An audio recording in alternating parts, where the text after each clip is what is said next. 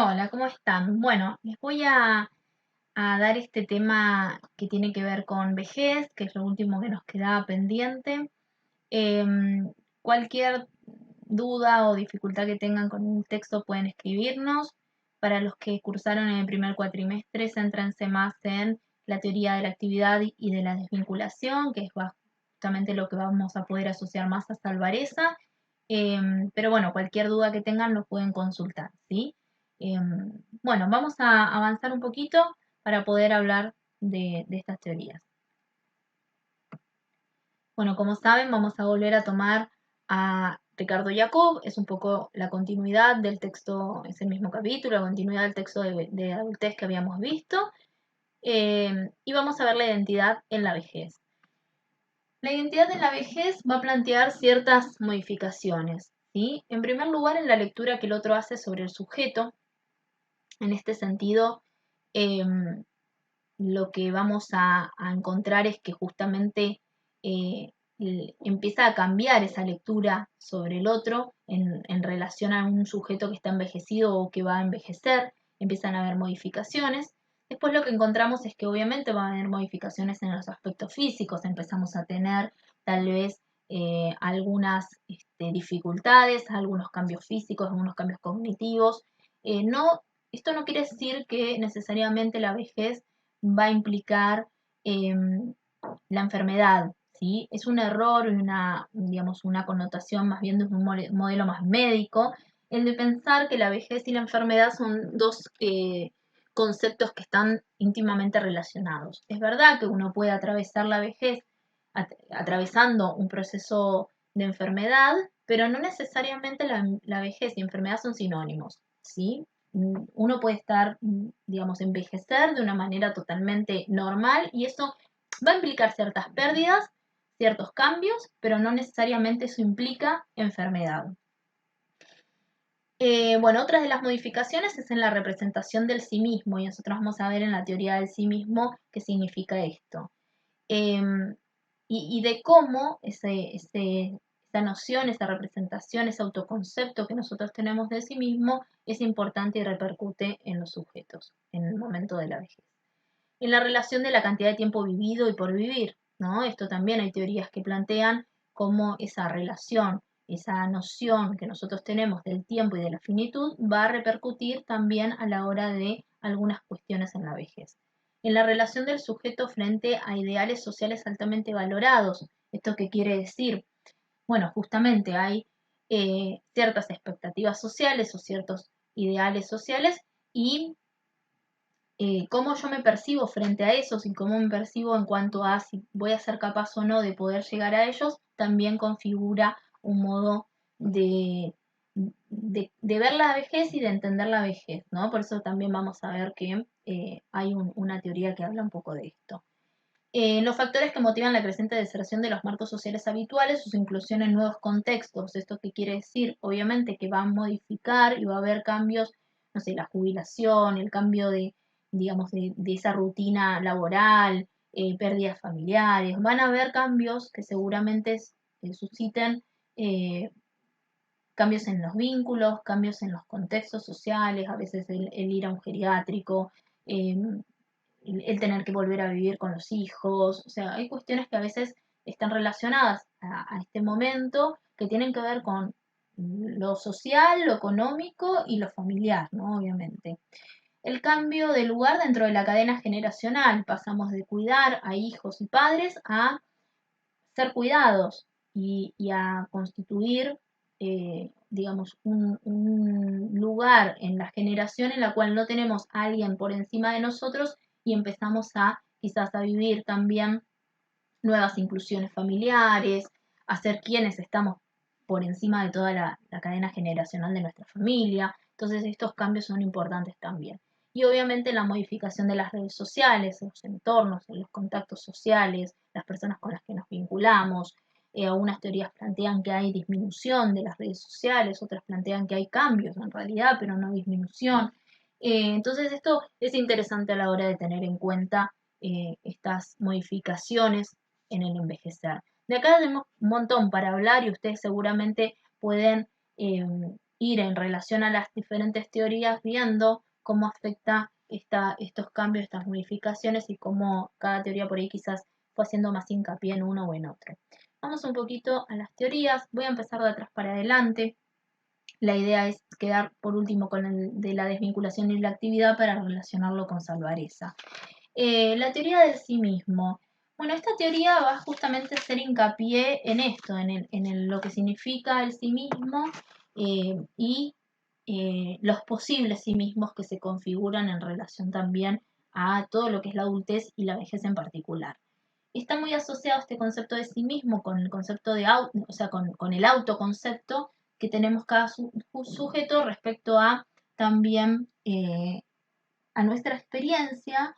eh, y lo que estas teorías del sí mismo plantean es que justamente el autoconcepto es un producto social. Está relacionado y modelado por factores sociales y culturales y está muy relacionado con el pasado, con el presente del sujeto, pero también con las expectativas a futuro. Por lo tanto, es un conjunto de estructuras interpretativas de nuestra experiencia y que a esa experiencia le va a dar coherencia. Entonces es muy importante justamente esto para poder entender eh, la importancia de ese autoconcepto en los sujetos en la vejez. Hay autores que hacen hincapié en esta idea de la teoría del sí mismo que plantean justamente que lo que permite poner en acción al sí mismo son los posibles sí mismos, este esquema de sí mismos orientados a futuro, esta idea de pensar eh, cómo me visualizo, cómo me veo a futuro.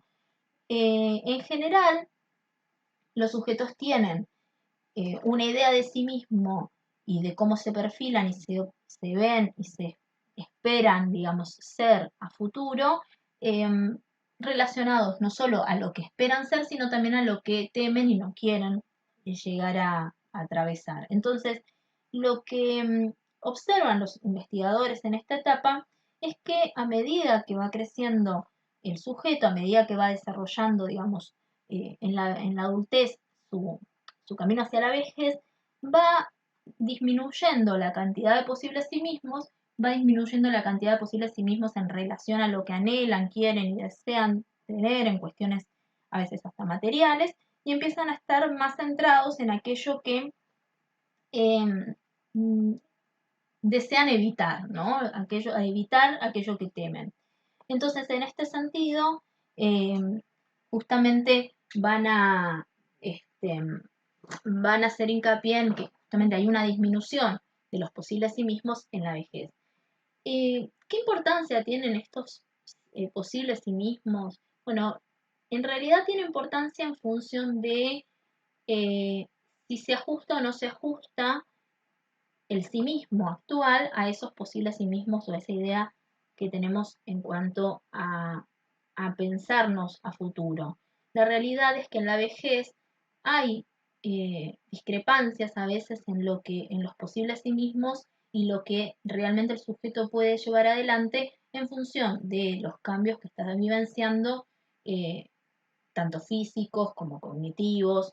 Entonces, en ese sentido, muchas veces esa discrepancia genera en los sujetos mayor ansiedad, mayor preocupación, en algunos casos eh, mayor intranquilidad, ¿no? Por no poder acceder.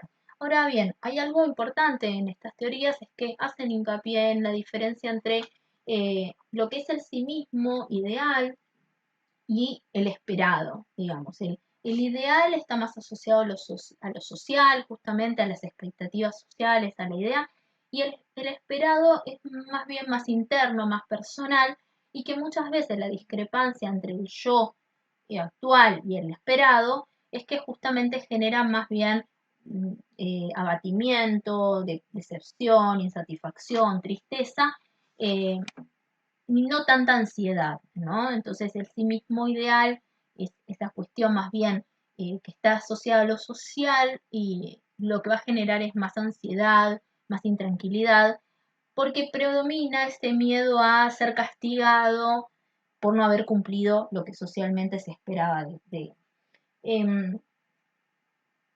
Esta teoría focaliza muchísimo en esta idea del autoconcepto, plantea que ese autoconcepto va a ser dinámico, le va a dar sentido y va a dar coherencia al devenir, a la vida del sujeto, va a permitir funciones tanto interpersonales como intrapersonales, y esas funciones justamente son estas, de poder organizar las experiencias individuales, le da sentido, le da coherencia, le da continuidad a través del tiempo. Por otro lado, esas experiencias pueden ser enhebradas, digamos, como un todo, pueden ser vistas y pensadas como un todo.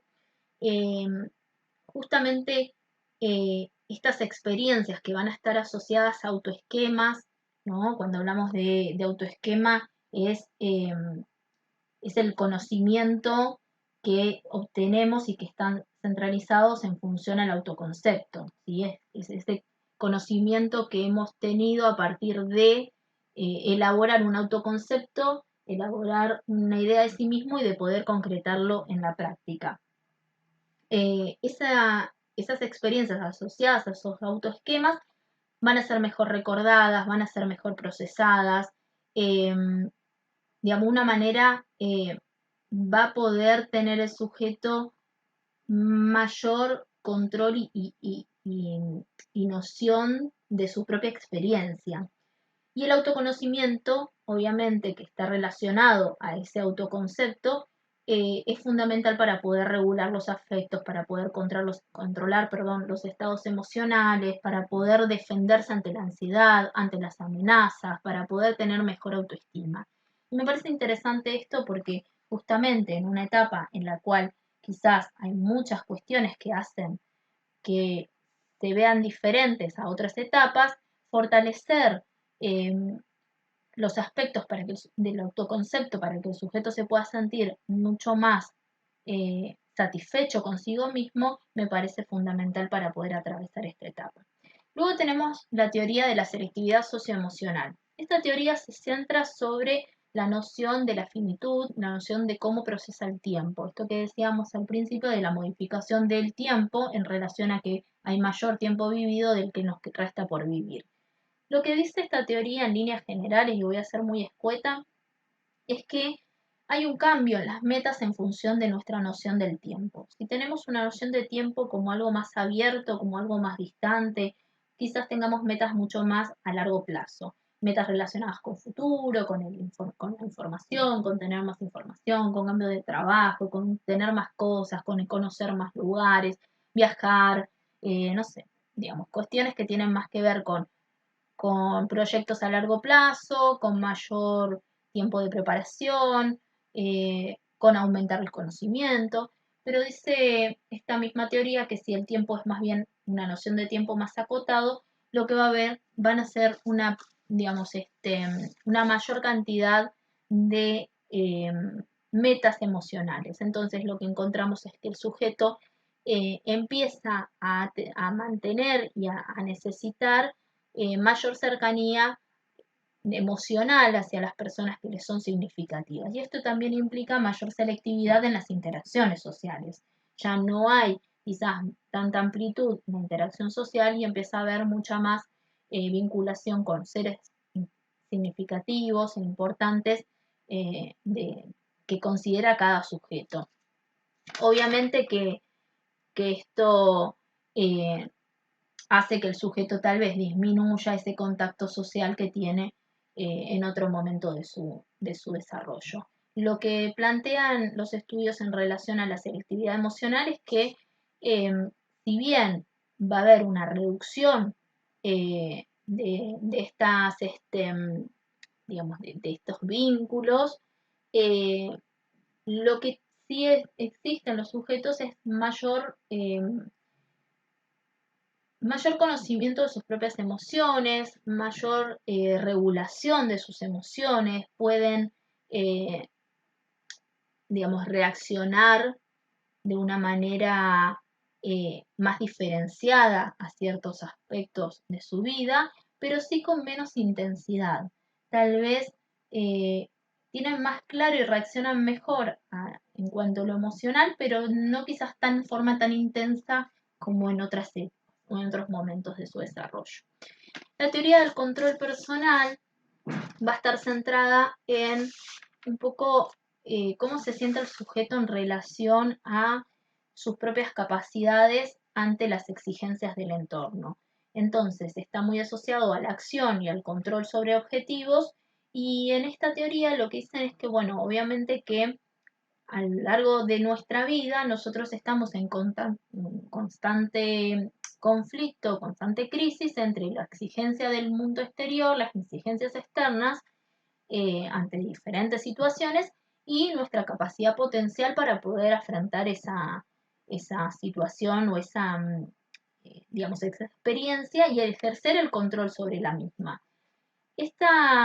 Digamos, estos conflictos, estas crisis, suponen que nosotros podamos poner en juego dos tipos de procesos. El que en general se pone en juego al principio, digamos, y que se le denomina como este proceso primario, es el de modificar o generar las modificaciones necesarias para poder acceder o lograr aquellos anhelos, aquellos objetivos que nosotros o que nuestro entorno nos presenta. Eso implica que generemos modificaciones internas, generemos modificaciones en nuestras acciones, en nuestras conductas para poder acceder a llevar adelante estos objetivos.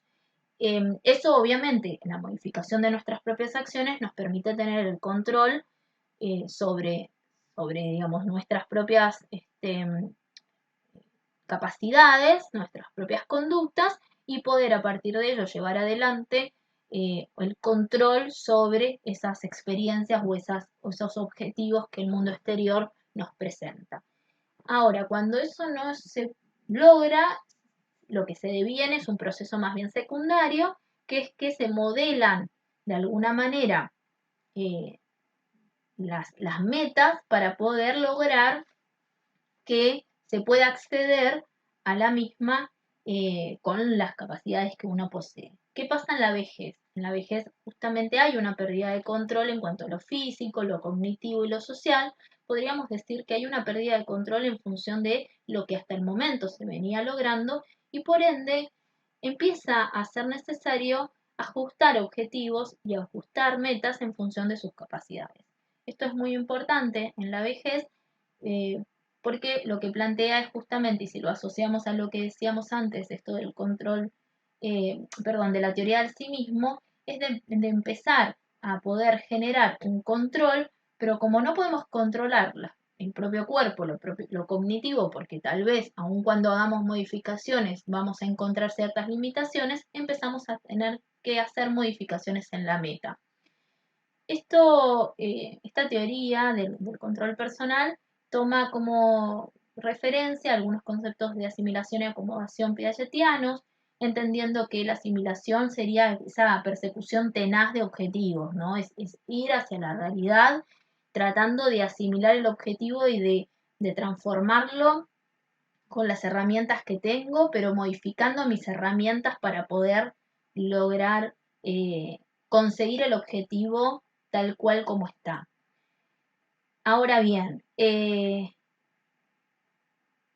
el proceso de la vejez lo que se tiene que dar más bien es una acomodación, es lograr un ajuste más flexible de las metas o a las metas para que podamos lograr esos objetivos, alcanzarlos y empezar a ajustar, digamos, en función de objetivos más compatibles con las habilidades que tenemos actualmente. Entonces, si una persona quiere correr una maratón de la misma forma que correría a los 20 años, posiblemente se pueda llegar a encontrar con mayores dificultades, porque necesariamente va a tener que hacer reajustes en sus metas porque posiblemente no logre ese mismo resultado que lograba a los 20 años. Y me parece interesante esta teoría y en relación a educación porque muchas veces nosotros tenemos por suerte a UNITE, digo, nosotros tenemos a UNITE por suerte, ¿por qué? Porque, digo, la facultad ha sido pionera en esto de empezar a generar a nivel educativo un lugar en el cual las metas también pueden ser modificadas en función de las personas que están atravesando ese proceso educativo. Si bien obviamente que a nivel de grado, digamos, de lo que tiene que ver la facultad en las diferentes carreras, es verdad que seguimos en gran medida pensando los contenidos y la currícula en función de un adulto joven, un adulto de edad media. Es verdad que los procesos educativos también tienen que ser ajustados en función del momento y digamos, del desarrollo de la persona que lo está atravesando. Entonces es interesante esto de pensar que es muy difícil, si la meta no cambia, poder acceder de la misma manera a, a los resultados que podíamos tener en otro momento. Entonces, esta teoría lo que plantea es esto, de reajustar metas. Cuando uno hace reajustar metas es pensar qué es lo primordial, cómo lo queremos hacer. A veces eso implica tiempo y no, me parece interesante porque a veces también lo que nos sucede, como nosotros inconscientemente no tenemos la idea de la finitud y nos seguimos sintiendo y considerando jóvenes y el paso del tiempo muchas veces no lo vivenciamos de la misma forma eh, que quizás nuestro cuerpo o nuestras neuronas. Eh, es interesante esto de pensar, ¿no? ¿Qué metas nos ponemos y eh, cómo reaccionamos ante esas metas o ante la concreción o no de esas metas, ¿no? ¿Qué tantas expectativas ponemos y cómo nosotros eh, nos frustramos o no nos frustramos en relación a eso? Si nosotros no ajustamos las metas, es muy probable que nos frustremos y no que podamos quizás, ajustando las metas, ajustando los tiempos, acceder al mismo resultado, aceptando que hay cosas que quizás ya no podamos modificar de nuestras conductas como lo hacíamos en otro momento. Y esto no hablo solamente en la vejez, yo creo que en la adultez media también sucede. Bien, luego tenemos la teoría de la desvinculación. La teoría de la desvinculación es una teoría muy criticada, es una teoría que hace hincapié en eh, la disminución de los contactos sociales que va teniendo el sujeto en la vejez y que esto ocurre por un proceso que sería deseado, un proceso que sería totalmente normal y hasta les diría con un fin adaptativo. Em, y se basan en tres factores. En uno es que hay pérdida de roles, que eso va a implicar que cambien la posición del sujeto en el contexto social, jubilación, muertes, necesidad de cuidados, tal vez digamos, esto que les dije, el cambio generacional y empezar a ser cuidados por y no ser ya los cuidadores de.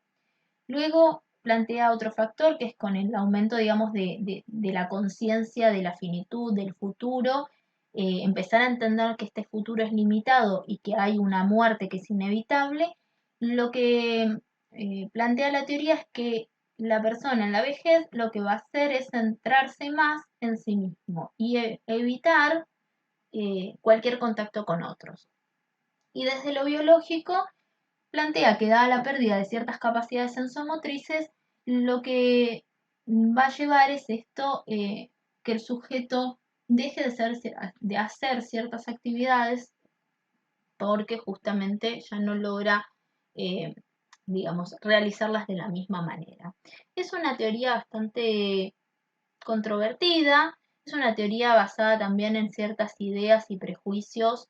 Eh, Salvareza decía, tomando a Blecher, que nos costó tanto ser un sujeto social con una socialización primaria, una socialización secundaria, con tanto tiempo estimulando y generando habilidades sociales muy importantes para ser sujetos en una sociedad, que pensar que la vejez va a ser algo deseable y algo adaptativo y esperado estar solo es un poco erróneo. Y está muy basado en prejuicios, en, en fobias, ¿no? En relación a esto que implica ser viejo justamente a prejuicios sociales, ¿no? De cada momento histórico. Entonces, realmente, además está muy basado en un modelo médico, lo vamos a ver con Salvareza qué significa esto, ¿no? Esta idea de que hay pérdida de capacidades sensomotrices como si eso implicara que no hay tal vez funcionalmente todavía la posibilidad de seguir ejecutando algunas actividades, como les decía antes, con otras metas, con otras características, pero no por eso dejar de hacerlas.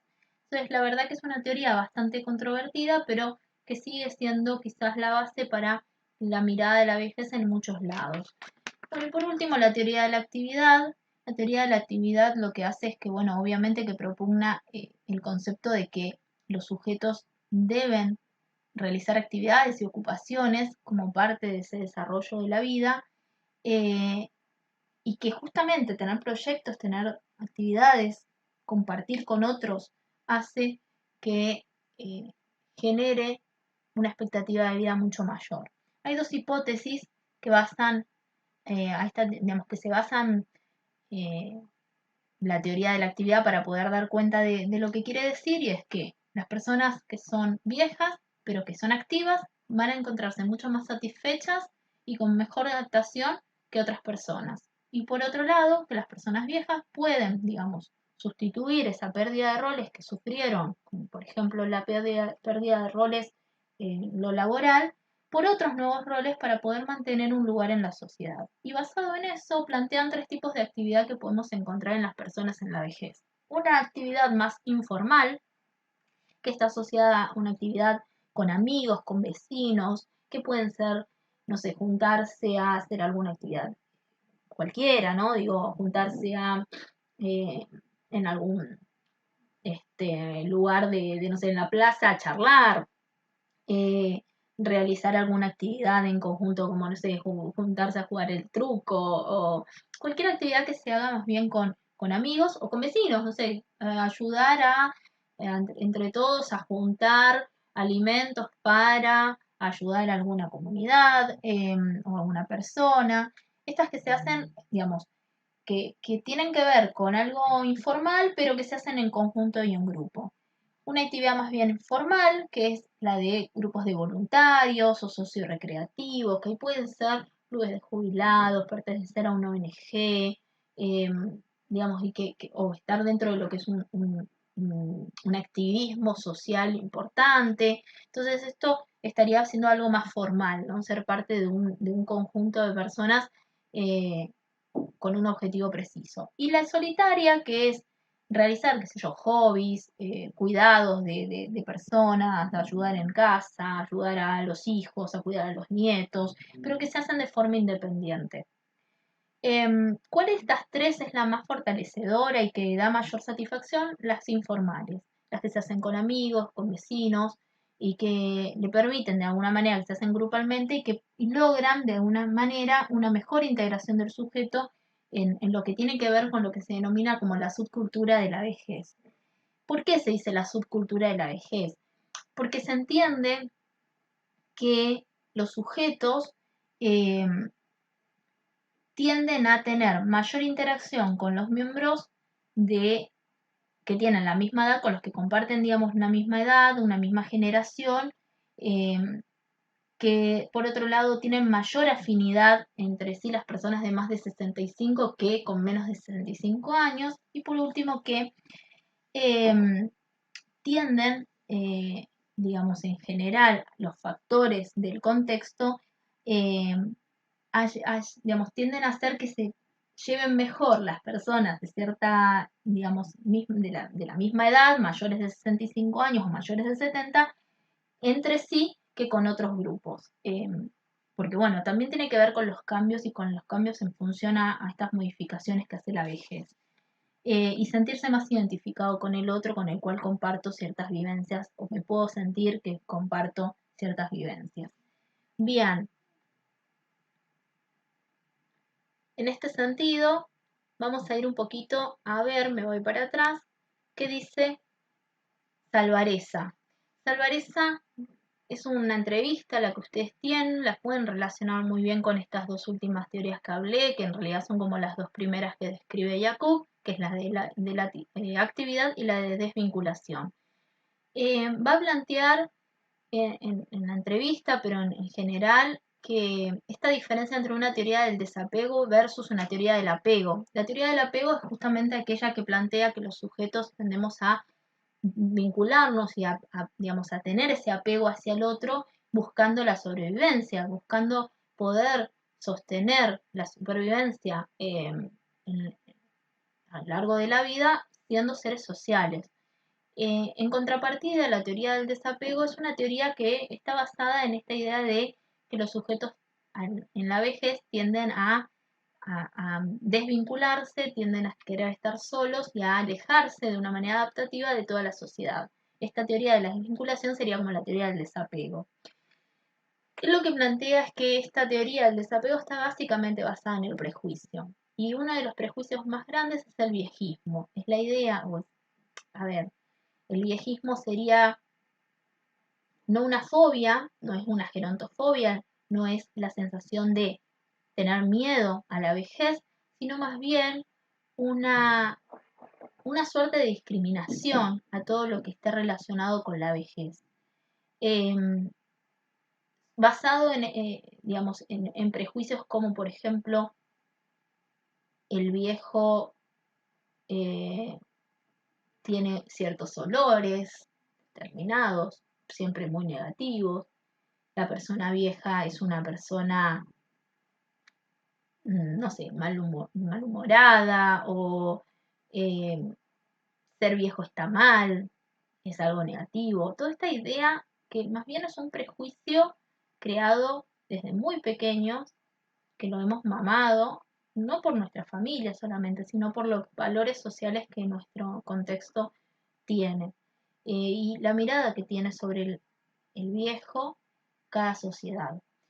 En esta entrevista además ustedes van a tener este modelo médico y un modelo funcional que él entiende para poder describir cómo es la mirada que se tiene a la vejez. Dice que en general estamos atravesados por un modelo médico que medicaliza a los sujetos en la vejez, aun cuando el sujeto pueda no tener una enfermedad. Es esta mirada de creer y de homologar vejez o envejecimiento con enfermedad. Entonces, da un ejemplo en donde plantea que a determinada edad, simplemente por ser de determinada edad, empiezan a haber una sobremedicalización para prevenir. Entonces empieza a haber mayor cantidad de consumo de pastillas, cambios en las dietas, aumento de quizás, digamos, de actividades que el sujeto no está acostumbrado y no es parte de su rutina, y mayor dificultad de poder comprender y entender la propia dinámica del sujeto, más allá de lo que el médico considere que es la salud, y no poder ver que la salud es un relativo bienestar, como dice la OMS, un relativo bienestar que implica la funcionalidad. Entonces, desde ese otro punto, el modelo funcional lo que dice es, bueno, lo importante es lo funcional, que el sujeto se sienta capaz, aún con sus limitaciones, con sus dificultades, de ser funcional, de poder hacer. Porque si nosotros no podemos compartir, por decirle, una cena familiar con total, no sé, con total libertad de poder comer cualquier cosa, porque nos han mandado una dieta que no tiene que tener grasa, no tiene que tener sal, que no puede tener, no sé, que son muy restrictivas, posiblemente esa persona o no respete lo que el médico le mandó o no comparta momentos sociales con los otros. Yo les voy a tratar de poner un videíto que me envió David, creo que lo tengo todavía, que me parece muy interesante, es un poco chistoso, pero un poco en el chiste hay un poco de verdad, ¿no? De esto del modelo médico y de la medicalización de la vejez y de cómo quizás de pasar de sentirse bien a estar preocupado y mal por potenciales enfermedades. Em, a lo cual esto es muy importante. Es muy importante que la medicina, que a ver, que cualquier disciplina de salud pueda entender que es muy importante un equilibrio. Y en este sentido plantea un término como iatrogenia directa e indirecta. Iatrogenia directa sería el efecto que genera quizás una medicación como efecto secundario, ¿no? Tomo una medicación X y me genera acidez. Bueno, eso es una iatrogenia directa, es que puede revertirse a veces con dejar de tomar ese medicamento, pero también está la iatrogenia es indirecta, que es cuando, a ver, digo, iatrogenias en realidad es el acto médico que genera algún tipo de daño. La iatrogenia directa muchas veces es equivocaciones del médico de decir, bueno, te doy este medicamento, me hace un mal efecto y a veces se puede repercutir y a veces no. Se puede, perdón, revertir y a veces no. Y la iatrogenia indirecta es cuando el accionar del médico por querer prevenir termina generando un, digamos, una enfermedad por falta de bienestar o falta de sensación de funcionalidad de los sujetos. Entonces, si yo te voy a tomar un montón de pastillas, cuidarme totalmente con una dieta restrictiva y no puedo disfrutar de otras cosas que también hacían a mi salud física y mental, posiblemente me encuentre con un efecto no deseado eh, inicialmente. Y esto no nos pasa solamente en la vejez. A veces, o a veces, no sé, por prevenir enfermedades, nos sometemos a dietas muy restrictivas, a una, a ver, a convertir ciertos parámetros de salud en dogmas que no podemos dejar de obedecer, y claramente eso también nos ubica y nos posiciona en un lugar eh, un poco funcional. Y eso a veces no sucede solamente en la vejez, ¿no? Lo que sucede en la vejez es que a veces se sustenta en esta idea de que como es la vejez, como es esa etapa ya no se puede hacer otras cosas. Y la mirada médica es una mirada totalmente de reto, ¿no? De enojo. He escuchado a adultos mayores decirme, me retó el médico, como si fuera un niño. Y eso también es un prejuicio. Creer que el adulto mayor es un niño, no es como un niño. Eso es un prejuicio, es una idea equivocada, es un error. No es ni como un niño ni es un niño. Y no podemos los adultos tratar a un adulto mayor como si no fuera una persona que ha atravesado una vida, que ha tenido conocimientos y que tal vez se esté equivocando con algunas prácticas, pero que no va a ser retándolo como si fuera un niño que le vamos a ayudar a revertirlo. Y obviamente, al final, van a encontrarse que Álvarez habla de la vejez como mercado de consumo. En realidad, el no querer acceder a la vejez se convierte en un mercado de consumo. No querer tener arrugas, no querer enfermarme, no querer eh, ser viejo, ser poco funcional, perpetúa la juventud, la falsa juventud, desde un consumo, desde ropas, desde tecnologías, desde cremas, desde medicamentos, que lamentablemente no están buscando que la persona se sienta mejor, sino que nos están imponiendo que tenemos que sostener intereses que exceden los personales. Me parece esto muy interesante para pensar. Bueno, a ver, voy a avanzar un poquito. Ahí está.